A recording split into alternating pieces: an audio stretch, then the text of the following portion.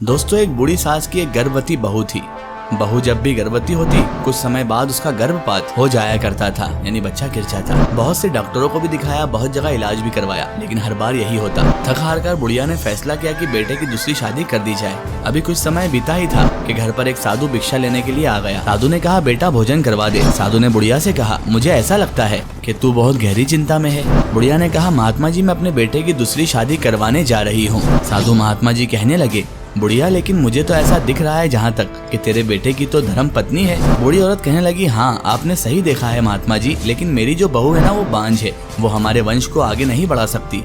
बुढ़िया ने महात्मा जी को बताया कि मेरी बहू को संतान ही नहीं हो रही है। सब जगह इलाज भी करवा लिया, अच्छे हॉस्पिटलों में हमने इलाज भी करवा लिया, लेकिन कोई फर्क ही नहीं पड़ता। साधु ने कहा, मैं जानता हूँ कि तेरी बहू को संतान होने पर परेशानी हो रही है, और मैं ये भी जानता हूँ कि ऐसा क्यों हो रहा है। बूढ़ी औरत ने कहा, ऐसा क्यों हो रहा है महात्मा जी? तो साधु ने कहा, ये तेरी बहू के पिछले जन्म का कर्म है। पिछले जन्म में तेरी बहू एक कुतिया को डंडे से पीटा करती थी। वो कुतिया गर्भवती थी। डंडे के पीटने से उसके गर्भ में पल रहे 8 पिल्लों की मौत हो गई, जिसका श्राप तेरी बहू को लगा है। इसलिए जब भी तेरी बहू गर्भवती होती है तो बिना किसी वजह के तेरी बहू का गर्भपात हो जाता है। कहानी का निष्कर्ष, आपके कर्म कभी आपका पीछा नहीं छोड़ते। बोलो राधे राधे।